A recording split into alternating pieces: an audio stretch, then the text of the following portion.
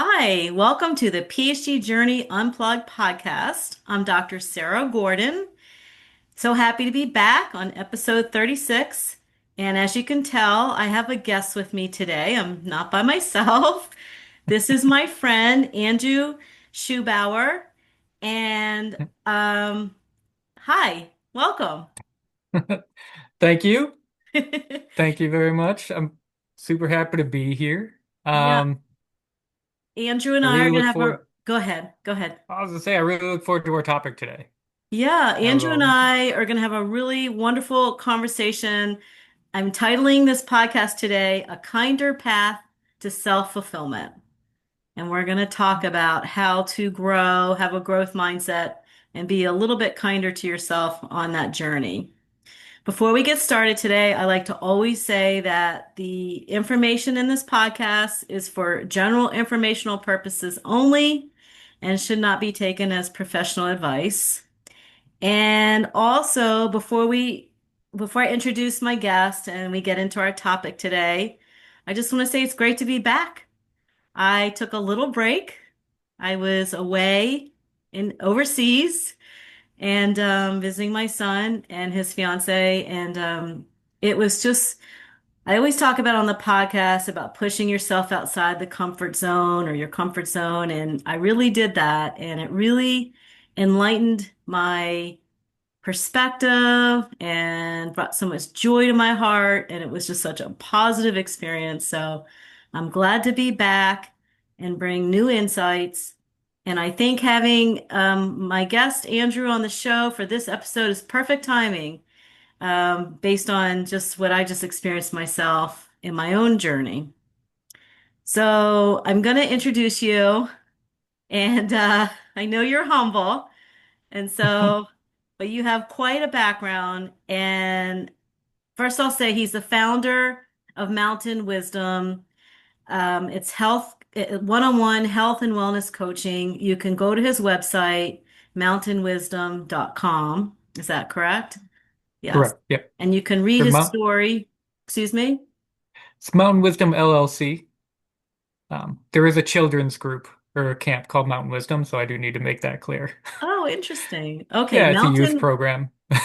Mountain Great. Wisdom LLC. .com. And when I know you, and as a friend, but when I went on your website and read about you, I'm so impressed by your journey. And I know you're still on it. And I think it's important to start by saying that you bring to your experience being in the Navy Oh, and yes. having, Yeah. 8 years of military experience in the Middle Eastern conflicts in the 2000s. And being a veteran of the Navy. So I think as we talk about your skills as a self-efficacy coach, as a personal trainer, as and all your coaching that you do, I think it's important to understand your military background and that worldview that you bring to helping people, understand discipline, consistency. What do you think? Do you think that is important when we kind of dive into your coaching style and our topic Well, today? I'll be honest. Obviously, you cannot have an experience that long without it influencing you. With that said, I also think that people follow careers that they, if they're lucky, have a certain predisposition towards, or they don't stay in it very long. Right. Hmm. Um, and I did gain a lot of great insight into leadership and some of the kind of and the way I coach to a degree from my military career, but oddly enough, it's more contrasting rather than aligning with it. Interesting. Um, yeah. It- but one thing I want to also mention about your background, when I was reading, you shared some things with me and I was reading about you as well. So you've hiked 10,000 miles in the wilderness terrain. Maybe it's more now since you wrote that piece on your website. Okay. Yeah. And I have here, you've done 46 high peaks in the Adirondacks. and correct me if I'm not saying something, in the right way. Mhm. 5 out of 5 highest peaks in the lower 48, Yeah, rim to rim in the Grand Canyon, yeah, over 10,000 miles of backcountry trekking, as yeah. well as you're an endurance athlete, completed various ultra marathons and some unsupported mountain events, which I'm not sure what that is, but I feel like having that confidence from your military training also has helped you, in terms of the adventures that you have gone after, in terms of loving the mountains and being in the wilderness. Yeah, so in terms of military experience, I will. So when you join the military, it's the number one way to sign away your rights, right? Because you actually do that when you sign up for the military. There's a number of rights that you're signing away. Beyond, obviously, corporate contracts have different languages and things of that nature. Like you can't talk about this, exchanging information, right? Restriction. Military is a different level. You're actually giving up some of your basic right, like constitutional rights to serve. Um,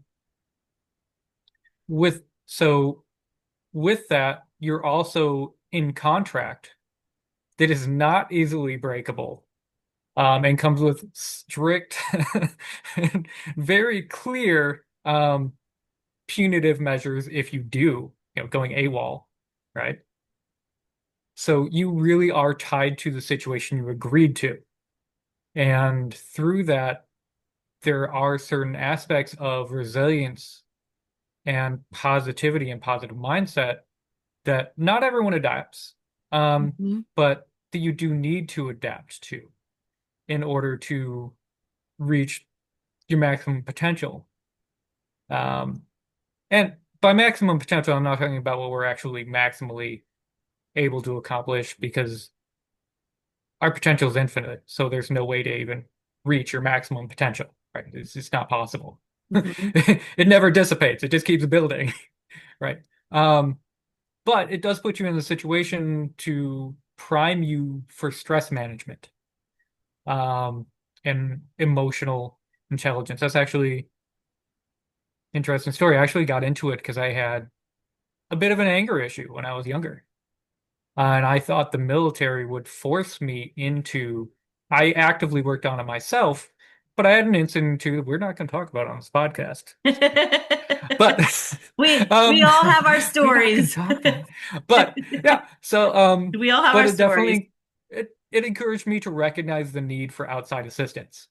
And I couldn't think of anything else beyond the military as far as consequences Hmm. to a degree. Like I couldn't, there's certain ways you just can't behave. And I thought it would be a good way to impose leverage external resources to further me in my pursuit of becoming a better person. Hmm. Um, and like some of the issues that I was working through. So it did really help there because bigger consequences, bigger truth. So, do you think you went to the mountains? And I also want to mention that you also are part of search and rescue teams Hmm. went in the mountain terrains for people and for pets. So you're very comfortable in the mountains. You probably learned survival skills as well. So Hmm. do you think you went to the mountains? And the reason, I don't always spend this much time in the beginning of a podcast to understand my guests and to, talk about their background. But I think it's so important because you have so much wisdom. I don't even know if we'll be able to capture it in this episode alone. And I just want people, before we dive into learning from you, I want them to understand who I have on my show today. I have somebody that works incredibly hard to help people on their journey, on their path of growth and self-fulfillment. And I think spending so much time in the mountains and being a search and rescue part of search and rescue teams and weaving in your, Navy training, it just makes you who you are. And you're a wonderful person. And at some point I want to share about how we met. Yeah, absolutely. So Anyhow, with that mouthful, how would you, how do you, I mean, being part of certain search and rescue teams, being comfortable in the Mm. mountains, what did that teach you? Um, I think so.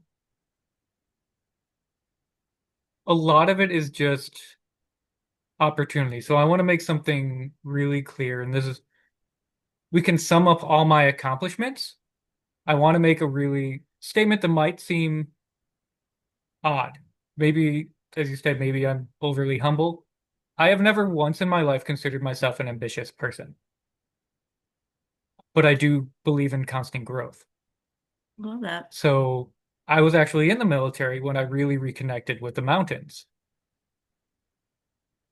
And I didn't do it for the best reasons. I was new in the military. I wasn't making a lot of money and I was broke. I had a week off. I didn't have any money to do anything in town. And luckily I was in Washington State. So I drove into the mountains with power bars and beef jerky because that's all I could afford. There was no warm food, anything. Drove into the Cascades and I was like, I'm gonna hike for 5 days with this gear that I bought and this old stuff. And when I come out, it'll have been payday, Wow. which means I could refill my gas tank and get out.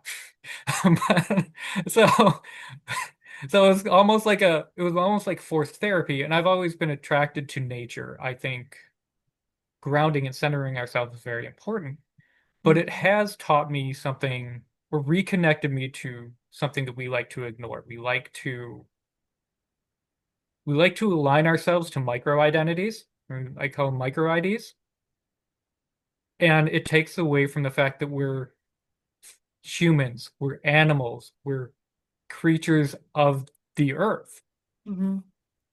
and all that requires, right? Um, so I find it to be grounding, and it gave me an opportunity for a lot simpler wisdom. More important, it gave me the space. Nature has always given me the space to process information, process knowledge into wisdom. I've said it on many of the episodes of my podcast in the past. I truly believe the only way I got through my doctoral program was that I balanced it being out in nature. Because the cognitive load that and the stress that was placed upon us in that journey, you have to have some balance. And I think when you don't, that's when people get sick. When you can't just overstress your body, however you are in your life today. If you're listening to our podcast in this episode, if you're working on your doctorate, if you're working towards some goal, you can't put so much demand on your body and think you're not going to break in some way, mentally, physically, relationships suffer. And so, like Andrew's saying, nature's been a guide for him, and it is surely a guide for me. And that's something that we both value greatly. Okay, I think that we should just tell the Jump story into it. right now about how we met. Then we'll Okay. dive into our topic. Okay. Okay? All right. So we were supposed to get together and have a meeting, and once, two things. I don't remember what came up the first time, but the second time, Andrew called me at the time that we were supposed to have our meeting, and I said very politely and frantically, I guess in a way, my car had been dying, like all over town. My car was. I've had a lot of friends give me jump starts. If they're listening, they know who they are.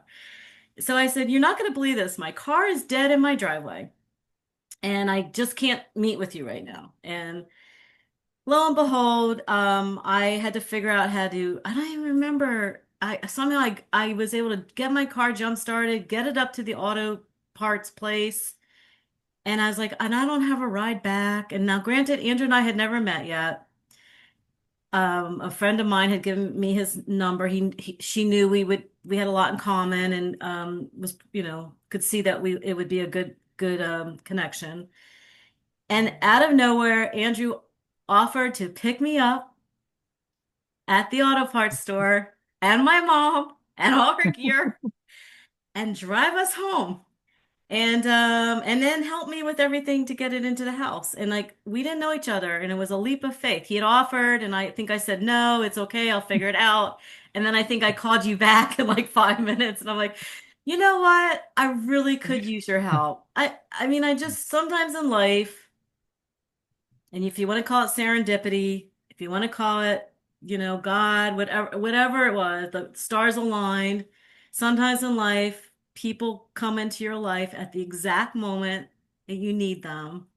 And because my life and my car was, and so I'm grateful for that. And that's how our friendship started. So, did I say it right? That's the story, right? Yeah, that is a story. It yeah. So I you It it made sense to me. Oh, you're How do very you not help somebody out who needs help? How do you just say, yeah, that's rough when you Yeah. have the ability to help? Yes, That's just not my nature. I know, and I'm grateful for that. So, with that, all right, what are we talking about today? Let me see here. A So, kinder path to self-fulfillment that's right. and Okay. how to unlearn toxic growth myths. So This is thank gonna be you. great. Okay, so now you know a lot about Andrew. Now you know how we met, and now we're here. This is what we're going to talk about. Andrew took the time to listen to several of my podcasts. Thank you for doing that. To really get to understand what my purpose and my mission is here. And he presented to me, why don't we talk about something called toxic myths? And I wasn't quite sure what that meant when you said that. I thought, I don't know where he's going with that. And then I started to do some research for today. And so what I learned, and he's really going to guide us through this to understand this.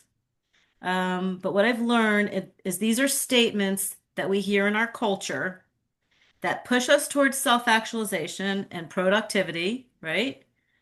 But are they doing more harm than good?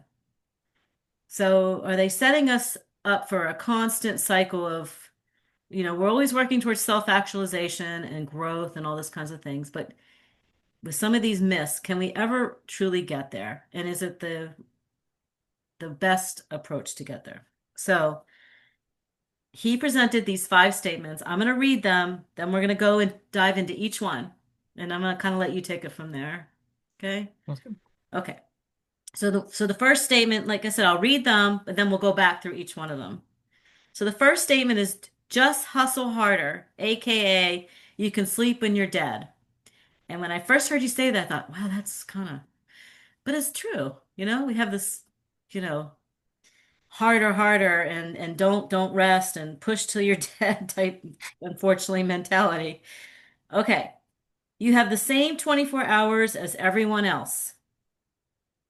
If it's meant to be, it will feel easy and aligned. That was a good, interesting one. Cut off anyone who doesn't support your growth, and you must be positive all the time. Okay. So let's start with the first one. Just hustle harder, aka you can sleep when you're dead. And tell us what you think with that. So I want to preface all these with they all became popular vernacular and a lot of statements that we've heard for a reason. Because in their own context, they are valid and supportive. So I really want to start with that. So, for example, just hustle harder. You can sleep when you're dead. Couple experiences. So I run. Recently, I run Turkey Trot. And I always run kind of a similar way, right? I run the race. I don't go. I don't actually go for like maximum effort throughout the whole thing. I actually go to see what I can sustain the same way I try to approach life. How can I grow sustainably? And like what I can sustain is actually my level, not my peak. But at the end, I always like to sprint. There's just something about sprinting out the end. Like, what can I push out? Right? Well, and I do that because I like to see if I can pass those next couple people just in front of me and get ahead of them. Right? That's when the competitiveness comes in. You're like, go. Um, I wouldn't be able to do that without hustling harder. If I didn't push myself in that moment, I wouldn't be able to do that. Same with you can sleep when you're dead. speaking of my backcountry time, there have been probably more times than most people would think would be sane where I was in a position where I had to push for my own safety. It's Okay. more like I had to push so I wouldn't be dead, right? To get to a safe location, to get to a good stopping, like someplace I could stop, even though I was probably to the point or past the point of like average exhaustion or where my body kind of wanted to stop. So there situationally, and I say this, there's consistent performance and there's peak performance. And a lot of times we apply a lot of these beliefs that are maybe accurate for peak performance. Because peak performance is exactly that. Like how big is a peak, right? It's right here. It's not the whole thing Okay. to our long-term strategies, and that's where we go wrong. And this is a great area. So just hustle harder. Sometimes, yeah, there are moments where you need to push. Like as a PhD Journey Unplugged, right? There are times where you just have a deadline. You do need to Yes. push, Right. right? There are times where you have to sacrifice sleep in the moment. Where it becomes unhealthy is when we adapt it or adopt it as a mode of functioning and a baseline understanding for expectation. Okay. Um, because if you hustle harder, if you burn yourself out, like we're getting to burnout, speaking of outdoor metaphors, because I will talk in a lot of anecdotes and metaphors today. Okay. Um, think of a campfire, right? If you collect wood and you burn it, you can pile all the wood on really fast and you burn it, or you can pile it on slow. But either way, if you don't add any more wood, Burnout. it literally burns out. And that's how Okay. we function, right? So if we don't recover from our peaks properly, if we don't, and this is in athletic training, exercise science as well, like glycogen stores and things like that. If you don't eat properly, if you don't follow the right health routines, if you don't rest properly, you're not going to recover and your performance will continue to decline. But a lot of times we think we're robots or we adopt this expectation of we don't have to give ourselves fuel. It's just magically going to be there. And if it's not, it's somehow a failure on our part. Mm-hmm. And that's where I think the toxicity in these statements really shows up. If you're Hmm. going to push harder, you have to support that effort. And again, like just like my motto and my for my business, effort for a purpose. If you're Thank you going, for, I meant to say that when we started. Thank you for saying that. Yes. Effort for purpose. Oh, he froze. I haven't had that on the show in a long time. Somebody freezing. Hopefully he'll come back soon. So the as we were saying I for lost you this or not? for oh there you are. You're back. Ah, great. Yeah, I haven't had that in a while. So I've gotten used to knowing like kind of how to handle it. Being adaptable. Okay. Yeah. Did we miss anything you were saying? Uh, I don't think it really, I mean, that was the main point. It's Okay. not that like that statement's inherently bad, but it can lead to a lot of misunderstandings around what we can expect from ourselves and what's reasonable to expect from ourselves. Like we So have to add the harder you work, the harder you have to recover. Is it true? Work hard, play hard doesn't actually mean like there's another one, right? Work hard, play hard. yes. If it's all hard, it's all effort. So it's either all you work hard or Oh, you properly recover, right? So flipping it, work hard, play hard. What if play hard means that's your recovery? You have to equally invest in your recovery as you do your output. And that if you is don't, brilliant. I you're hadn't going to thought of it that crash. way. Yeah. That's so true. It's like when we really need to sleep, but instead we watch TV for 2 hours, but then we're still exhausted. Mm-hmm. We didn't really recover. We didn't play hard. We didn't recover hard. Kind of we did it part way and we didn't get the result we needed for the effort. So I picked up some notes for this statement and see what you Hmm. think. It glorifies exhaustion and equates worth with productivity. Oh, So I think if I have a very good friend who says all the time, work hard, play hard. So if you're mhm. listening, that just means you're working hard in two different ways. You're not allowing yourself to recover. and rest. So anyhow, I think we have a hustle culture, and like you said, you have to hustle. You have to hustle to be successful and to approach goals. I mean, that's what makes life fun and exciting. You know, like going after Yeah. your doctorate or PhD or doing a training for a marathon or, or mapping out an Appalachian Trail hike. I mean, you have to have some sense of motivation Yeah. to achieve things. But I think where the toxicity comes in that statement is that we don't necessarily have a lot of conversations about rest and recovery. We don't tell people slow down, take a nap. It's okay to rest a little bit. Like we're really good at pushing, even if you think about some of the just do it, the Yeah.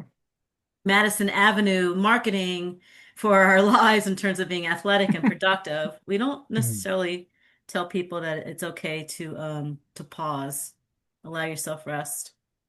Okay, so and the reason this is important and the reason we're talking about this and these myths is because sadly, a lot of times these things end up looking like burnout and can really impact your mental health and your physical health and your relationships. So that's really everything we talk about in this podcast is framed within that about wanting, I want my listeners to think about how to improve their mental health, their physical health, their overall wellness and well-being. You're a health coach. That's your goal too. So that's why we're spending time on these myths. Okay, let's move to the next one. You have the same 24 hours as everyone else. Go for it. Why is First, that a toxic myth? well, because again, it's limiting. So, is it true? Yes, objectively, 24 hours in a day, unless you work off a different calendar, but either way, you still have the same amount of actual time. Okay. However, you do not have the same life. You do not have the same body. You do not have the same anything as anybody else. Nobody is identical. So, yes, do you have the same 24 hours as everyone else? But then the issue here is comparison, is when you look at somebody and they're doing all these things and you're like, why aren't I doing this? Right? Well, Okay. oh, they designed their life to be able to do what they're doing, Okay. right? And we all do, right? We all make constant agreements with ourselves. So yes, this is true. We all have the same 24 hours. However, again, we do not like the commitments you have are different than the commitments I have on my life, right? The agreements we've already made, um, the things we value and prioritize. So our lives aren't supposed to look the same. So the way, not only that, but the way we approach things shouldn't necessarily be the same. I recently read a book, and listened to a podcast, listened to another podcast, but and had the speaker of the book on, and he was talking about it. So in this book, he was talking about how it's actually performance and the explorer's gene. Um, it's a great book. It's really interesting. What But is the book? What listen is the to it. title of the book? The explorer's gene. And this guy he's a Okay. professor in human performance, Okay. or he studies human performance. That's what he does for a living now. Um, but there was this skier in, I think it was Denmark, Norway. And he was maxing like a speed skater. That's what it was. And the way he trained is a way that nobody ever trained before. He ended up going about in his off season, he entirely stopped speed skating. He didn't put on his skates until it was time to compete at the Olympics again. Wow. In the meantime, he just did a bunch of other things that were, so speaking of play hard, where I do believe in playing hard, like things that would support the mechanisms of speed skating, but that were fun and interesting and engaging because we'll naturally push ourselves harder for this. Right. Um, and he did all these other things. He'd go on these crazy runs. And don't get me wrong, he was still pushing to the same extreme level that you would expect from an Olympic athlete and like a gold medalist. But he didn't just sit specifically doing weight training and speed skating. He did the exact opposite. He put minimal time on skates, max time on biking, running, exploring, all these other things, and he got his best result. Somebody else, maybe they wouldn't have. That's interesting. One of my earlier podcast episodes, I had Amy Van Tassel on. It was such a great conversation. She's a professional triathlete. She did exactly the same thing because she said a lot of people burn out in sports or whatever, they're pursuing in their life because it's not fun anymore. Yeah. It's repetition Right? fatigue. So you have to find ways to make it fun and to keep it interesting. Mhm. And when you're training for something, like she's a triathlete, but she was doing all kinds of fun different things to get the fitness, keep the strength and endurance going, but to have fun and keep it, you know, um can't think of the word, exciting, engaging. So Hmm. that's interesting. So I took some notes on this one. And like in some sense, the phrase Hmm. you have the same 24 hours as everyone else assumes that all people, like you said, are starting at the same place. And that's just not true. Nope. And the truth is not everybody gets the same amount done in 24 hours, nor No. should they. And I had mentioned on a much earlier podcast as well. There are artists who took years to create something beautiful or musicians that took years to like I think Leonard Cohen, it took him I think maybe 7 years, I can't remember exactly, to write that famous song Hallelujah. So like time sometimes putting the time, the 24-hour limit on something doesn't even necessarily make sense, right? Absolutely. Yeah. Like the, Um, And just one other thought. I love this one. Is that true self-development honors individuality and understands where we each are in the seasons of our lives, rather than promoting that we all have the same 24 hours to work within. And I love that because I think what this statement, what's toxic about it is it kind of dismisses our individuality. yeah. And agree. Yeah. So I think that comparison comes in because Hmm. we're like, we have the same, why aren't we at the same place as somebody else? Yes. And even, even that own, even that thought pulls energy away from the outcome that you want anyway. So it's not even a helpful thought. It still drains energy. Yeah, I Sync mean, with your brain too. excuse me, when we talk about mental health and people struggle with burnout and anxiety and all these kinds of things, one of the kind of the conclusions from this talk today is to really help people understand that, like how individual we are. And so don't be so hard on yourself. Give your some grace and kindness and understanding, that it's your own unique journey and that you're on it. Everybody's on it at different paths. Some people, and I said this at my commencement speech about, some in climbing mountains. This is before I even met you. Not everybody is at the same spot when you climb a mountain. Some people are ahead of you, some people are behind you, and some people do walk by your side. But if somebody's ahead of you, hopefully that person will extend a hand back and help you move forward. And that's what a coach can do. If you're that person that's ahead of somebody else, you reach back and you help somebody else behind you. And you just help, you move forward that way. And so I think that's if we can approach life that way with more individuality, I think that we could have more meaning and purpose, you know, and not be so hard on ourselves. So that's the whole topic.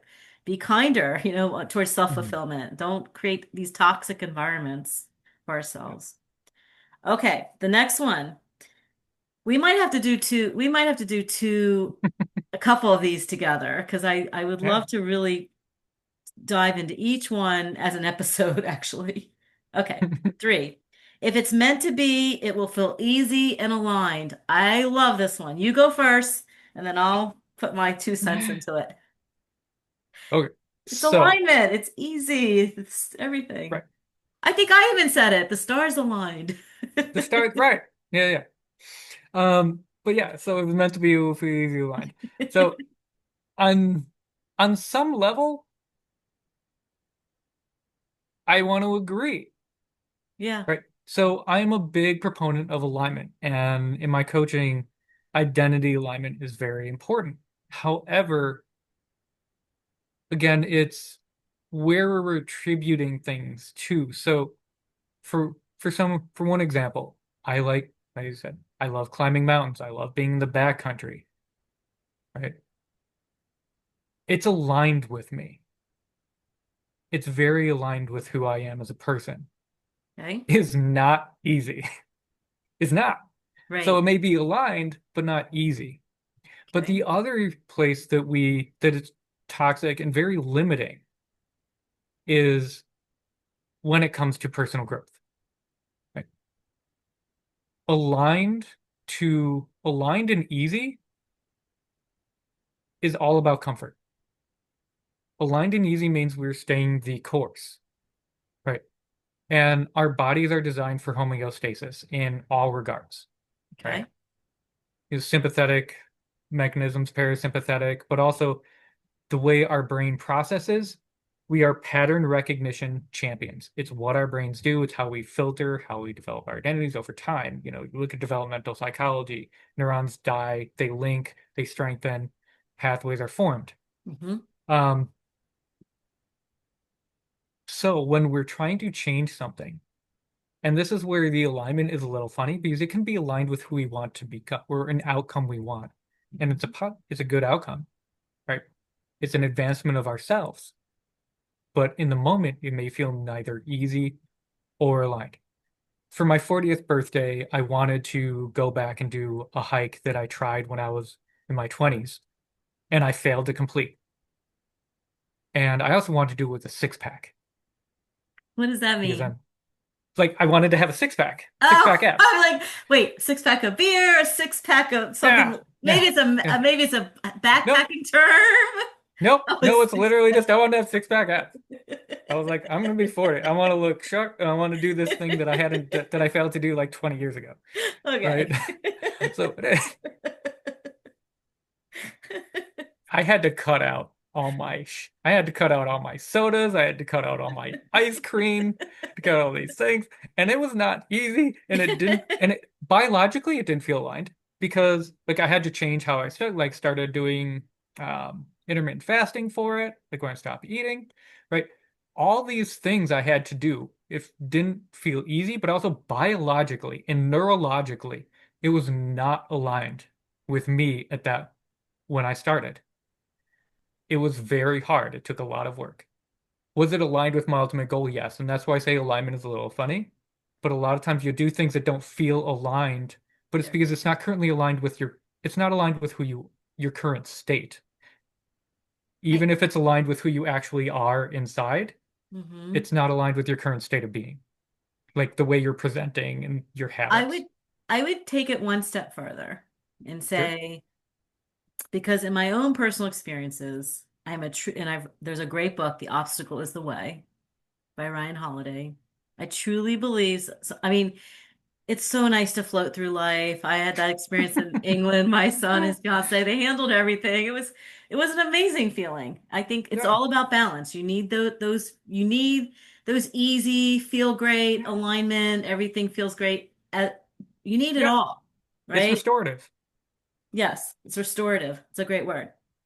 But in my own personal experience, if you're really working towards some type of growth or some type of shift in your life, it the obstacles tend to present themselves to help you grow because you tend to figure out what you're truly made of when some of these challenges arise. They could be in your PhD journey and you have a professor that really isn't supportive, and you've got to figure out how to get through that class knowing that this person is not looking out for your best interests. You want to be in the program, it's right alignment with where you want to be. Sure. But you got this obstacle and it's not fun. And you got to figure Hmm. out how to get through it. And you do get through it. I'm living proof. You will get through it. And Hmm.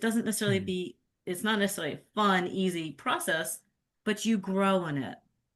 So I Hmm. think that this this toxic myth here is that, um, something feels easy, it's right exactly where you're supposed to be, everything's aligned, but sometimes you got to shake things up a little bit. You got to rock the boat a little bit. That's where you grow. And so I No, think that's kind of my own personal belief with that. yeah, and I tend to agree, and that is the other side, right? Like you, it can be a crutch for quitting on something good for you. Like this doesn't feel easy aligned, you can quit. So whereas that may long term be a bigger detriment than just doing what was hard, like you said. So Hey, Andrew, 1 second. I'm gonna have to pause the show for 1 second. Okay, sorry for that brief interruption there. So we're back. So back to alignment. I want it because I tend to be a philosopher personally. I like to go back to the philosophers, and I found this, Aristotle, okay? mm, Aristotle believed the good life was not about constant happiness. It was about becoming a certain kind of person over time, and that process was often uncomfortable. And I think that's what we're both saying is that whatever you're working on today, wherever you're on your life, if it feels uncomfortable, don't give up. It means you're growing. It means you're going to evolve through it, get better at something, improve your skills, learn something new. What do you think? no, I agree. Uh, Again, all of these are complex issues, and like you said, we could probably have an episode on each one, yes. right? Because it's all like even the statement you made, it's like there is a time. I'm a firm believer that there are things. It's okay to quit, and you shouldn't beat yourself up over it. So Yeah. that's a flip side of it. There are times to follow through, and there are times where you should leave. You should quit. I Um, I like to call that pivot. I did that, I got my doctorate in May, as you know, and then decided to hmm, jump right back into a neuroscience program through Penn Online. And I could just tell, I was not rested. I was still recovering from burnout. no, It just it wasn't aligned at all. Uh, yeah, but at some point, I agree with you. You have to make peace with a decision, and it doesn't have to be a final decision, like something I could come back to at some point in the future. mm, But sometimes you do have to pivot for your own, if your health is suffering in any way, you really need to evaluate, you know, it from yeah. that angle as well.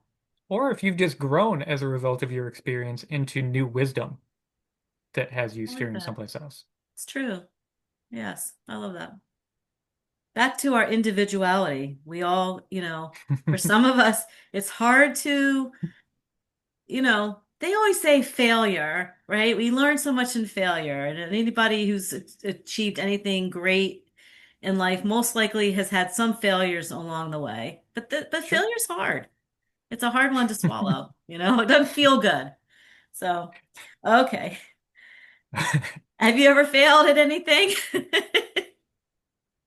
Oh, yes, plenty. Yeah. But I am a firm believer. I'm in the failure doesn't bother me. It bothers me, but I think it's more that growth mindset. So failure isn't a stopping point, and that's where people get overly stressed out about. Yeah, Failure is a data point, not a stopping point.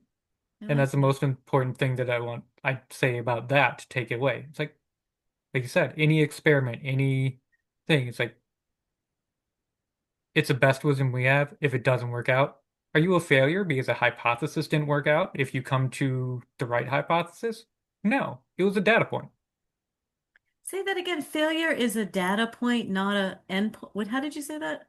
Yeah, honestly, I'm not sure. It We'll was have to listen on the podcast no, and no, go but back. but essentially, yeah, failure is a data point, not an endpoint. That's what it was. Failure is a data point, not an endpoint. Yeah, Yep. It's what you learn to do in those moments really that help you grow.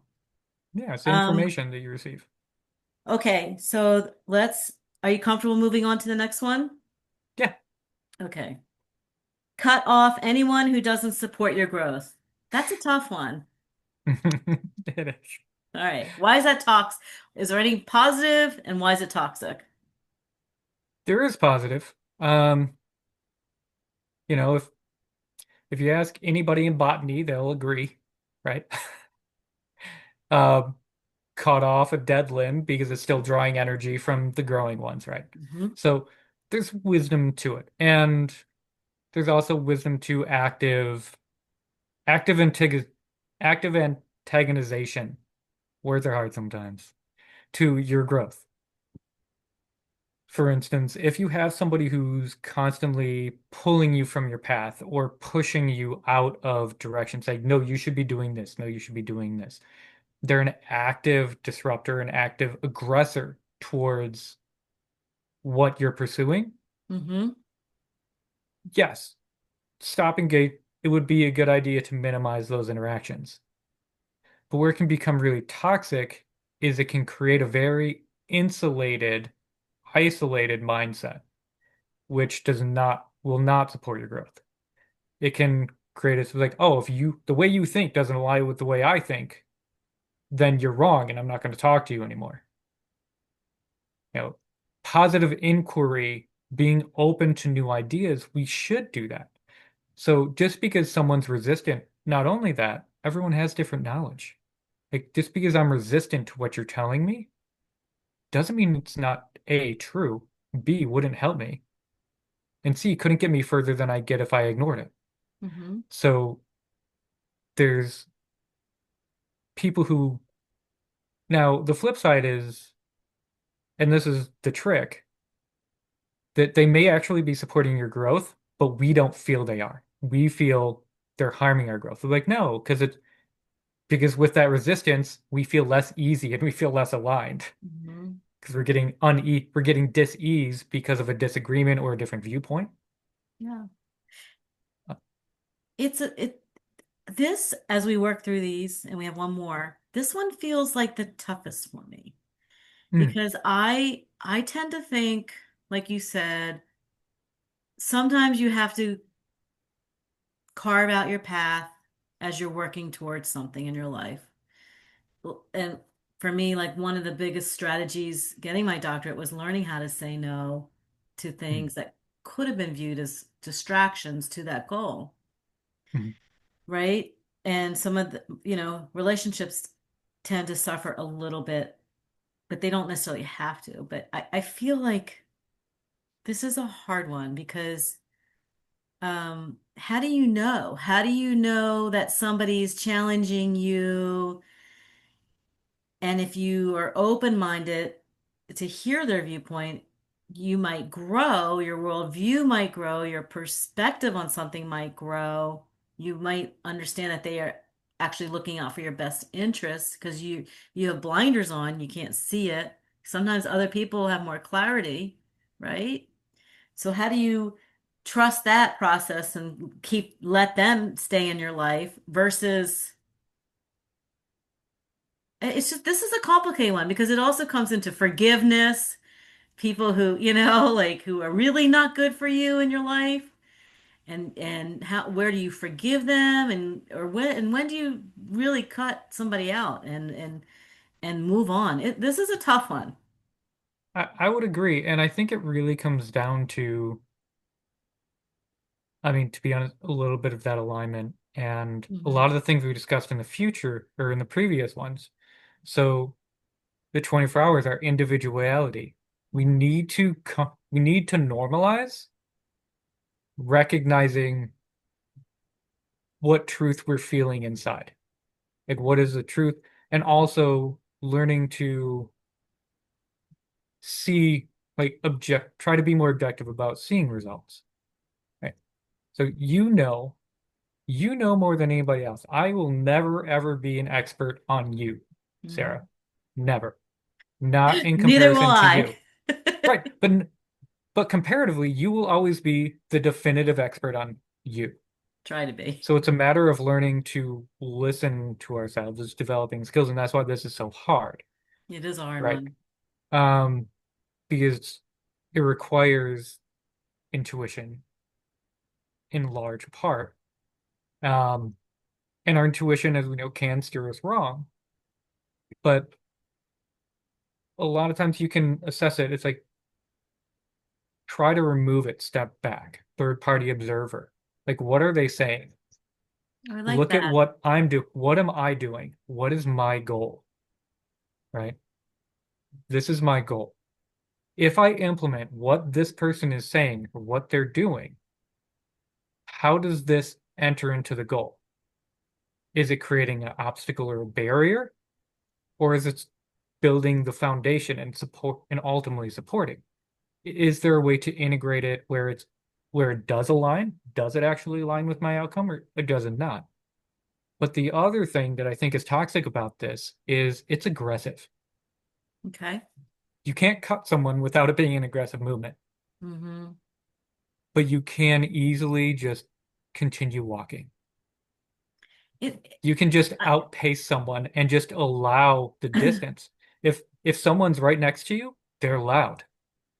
If you just keep going and they're a football stadium behind you, they're quiet. Why do you need to cut someone out rather than just recognize where you're going and follow where you're going to the best of your ability? And that's why the failure aspect is important because sometimes you get it wrong, but as long as you live and trust yourself to move in the path that's with the best of intentions, the best of knowledge that you have, and your best wisdom moving forward, you can just let people fade. You don't have to cut them out. You don't have to be actively aggressive. The only people you should cut out are like if someone is trying to attack you or actively undercut you, right. sure, cut those people out. Otherwise, the focus is wrong. Just focus on where you're going. And the people that stay will stay. The people that come will come. And in the meantime, you just keep moving and I you love don't that. need to create. Yeah. I think that's because I do think this one is a complicated.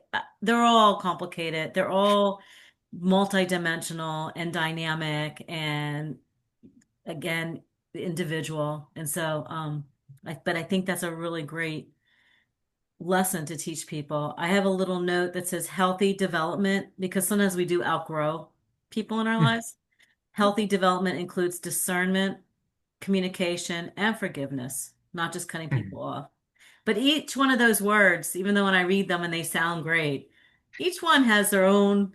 We could do a whole episode on each one of those words. So we're talking about human relationships, and we're mm. trying to touch on these toxic myths and give our listeners today some sense of, again, being kind to yourself in terms of working towards self-fulfillment and growth. And so that's kind of, you know, the layer of this conversation. But we both, Andrew and I both recognized how much more depth we could have within each one of these statements. Okay, so we're going to move on to the fifth statement. Keeping an eye on the time. I'm going to keep going because I think it's such a great conversation today. Hope my listeners do too. Okay, because this one's important. You must be positive all the time. Happy. What is the remember Mm, the dance, the song, the happy? I don't remember. It was mm. the I penguins. don't know. Oh, Abby. Yeah, happy. We're positive all the time. All right, take it away. So, Happily, take it away. all right. I'd be happy to. I'm positive of it. But no, but so This is fun. positive I love my good. podcast.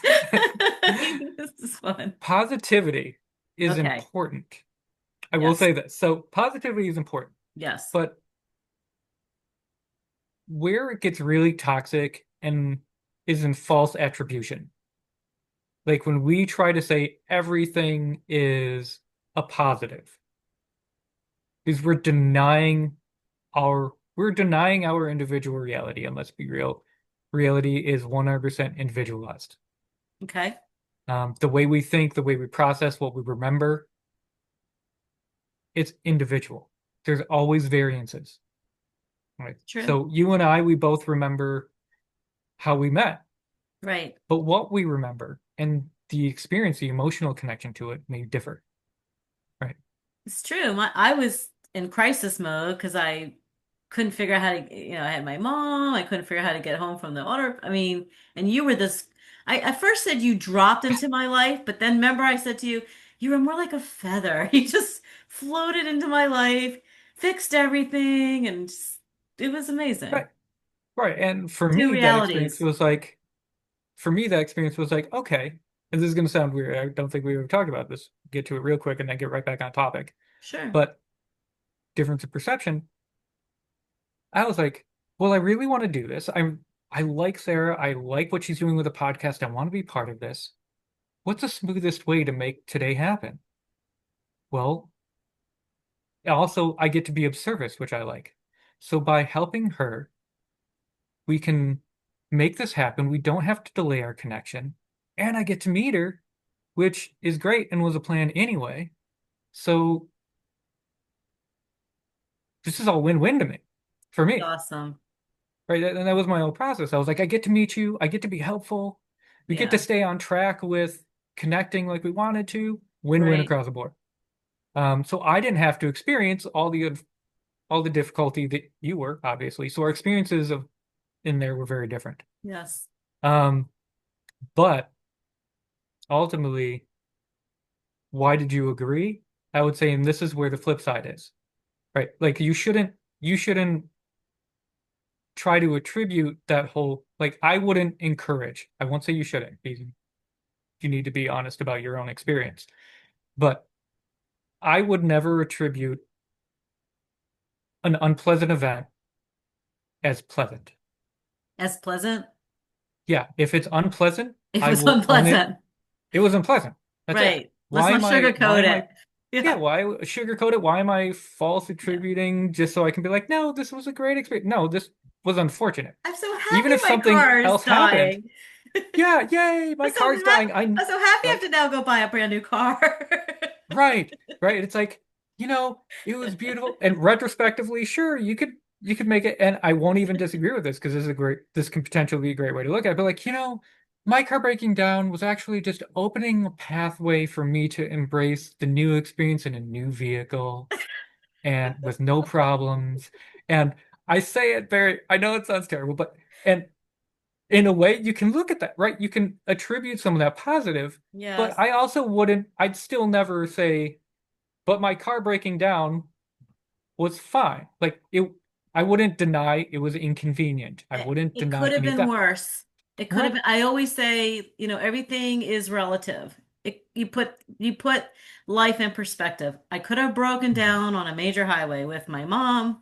It could have been worse. It actually worked out probably, and maybe I'm trying to be positive all the time, but I think No, it worked out in the best way it could. So it's tough because you're saying there's a reality to life is not positive all the time, that we all deal with things like grief and anger and fear and sadness. Like, life is complex and multidimensional. And if you're going to live, you want to live fully, you're going to have all those emotions, yeah, right? So I think what we're trying to say, the toxic myth is that you're supposed to be happy all the time and positive, but sometimes it's not like that. And here's where I would say somebody like yourself, a coach, a counselor, a good friend, having people in your life as resources to help you through things. Because the truth is, life is not always great all the time, right? nope, People get no, sick, they get diagnoses that are hard to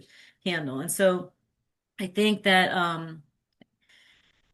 this myth to me recognizes that we are human and that we should be allowed to have our moments to feel human and to be human, and not go through life just performing, you know. yeah, And so Brene Brown had one of the most widely seen TED Talks ever.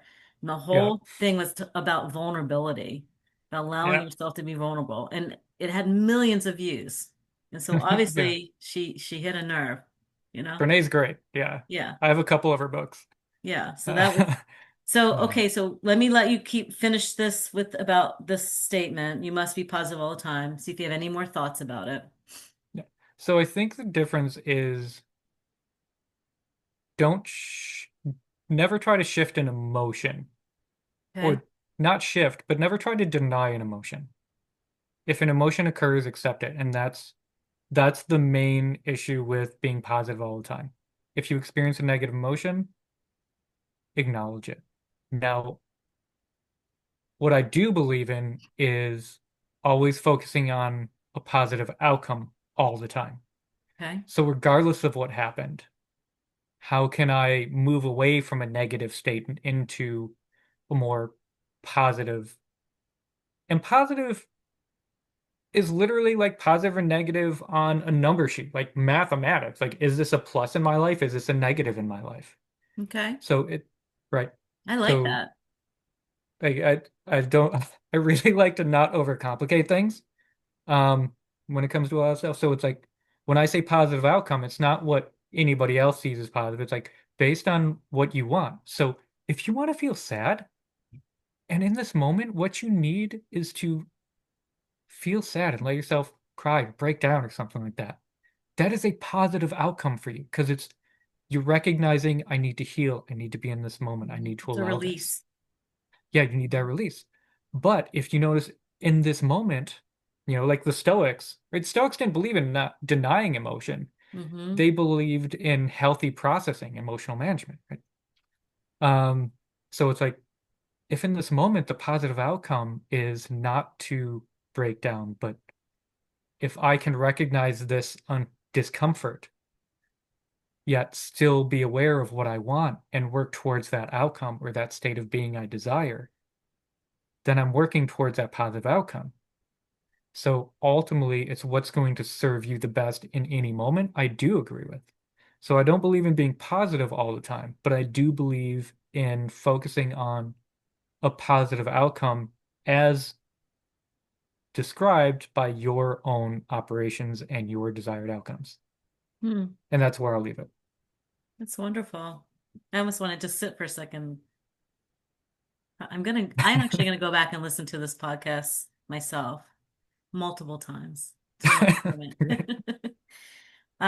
You mentioned the Stoics. I had a note earlier. Kind of similar. The Stoics did not believe in grinding harder. They believed a good life came from discernment, knowing what is within your control and having compassion for what is not.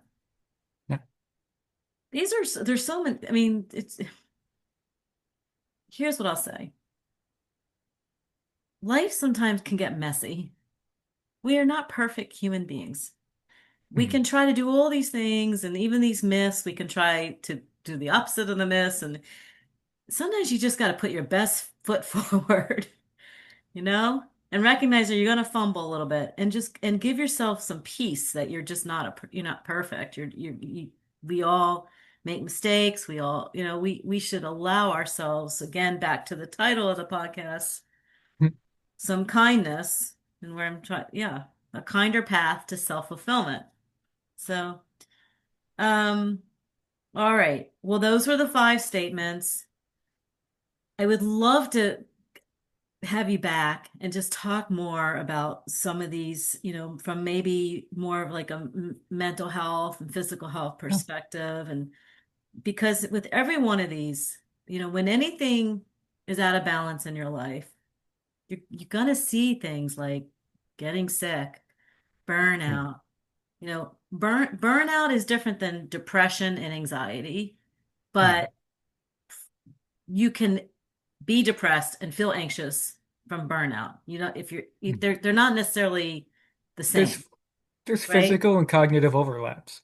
Yeah, Right. And a lot absolutely. of times fatigue is part of it all. Okay. So to wrap up, let's see.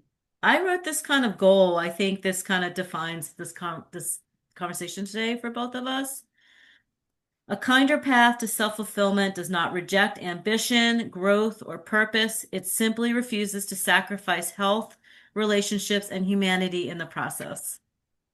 I 100%. kind of love that. I think that this is at its heart, it's a philosophical conversation. We're asking ourselves, what does a good life look like? What does quality of life look like? As we age, we think about successful aging, longevity. How do Mhm. you set yourself up for success, to enjoy your life? So you're not just living longer years, you're living those added years. We all want to live long, healthy lives. People are living, you know, longer, but we want to live those years with good health. And so this conversation really is focused on ways to think about life in in a positive way, Hmm. within a growth mindset. And I always like to say, I know it's a little cliche, but I say your health is your wealth. But I truly mean Hmm. that. Like with the accumulation of wealth, I get it. We all want to be successful. We want to do fun, nice things in our lives. But without your health, it doesn't mean anything. Hmm. And so that's what this platform is about.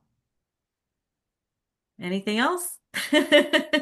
I, The only thing I was gonna say is in this on this goal, um, when you're listening to this, or if you listen to this again, for those of you listening now, if you choose to listen again, and when you approach everything, I'm just going to throw out this idea and then step away, obviously, and leave everyone pondering, but remove your micro ID, your okay. micro identity. All of these are both relevant and harmful within context, right? Everything can, like each of these statements had value in certain situations and certain didn't. But the reason I say remove your micro ID is your micro identity. So I'm a coach, right? That is a micro identity. PhD student, it's a micro identity.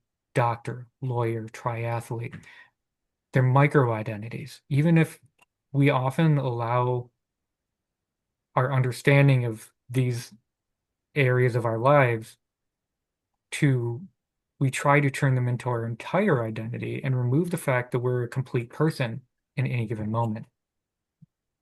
And we assign certain beliefs based on what, our investment, right? So you have an understanding, like a lot of people have an understanding of the PhD journey. It's hard, it's grueling, it's sacrificial, but why? That's an acknowledgement, that's something we've accepted as part of a micro ID. But if you step away from that, it's like, wait, but I'm still a human. Is this Mhm. supportive to being a human? So Mhm. anytime you're looking at alignment or trying to figure that out, recognize what's required to follow that micro ID or that aspect of your life that you want success in, but also make sure you step back and remove it and recognize what's needed as a human. I love that. That's all. That's it. That's wonderful. It's true. It'll bring us, as we head into the holiday season, I think this conversation, I hope it brings some peace to our listeners' hearts. There's a lot of pressure through this time of year, and you know, just be kind to yourself. Yeah. All right. Well, I absolutely loved having you on the show. I would love to have you back and continue our conversation and maybe even talk about some of your adventures. I think that would be, I think our listeners, it's my doctorate's in health and human performance. I'd love to hear some of the human performance side of some of the things that you've done. So you're a very interesting Yeah. person. And I appreciate you. I'm grateful for you trusting me and coming on my show. I So, appreciate you having me, and I'm so okay. glad that we came into each other's lives. Absolutely. All right, everybody. So I'll be back and as always, grateful for your time listening to the PhD Journey Unplugged podcast. See ya. Thank you.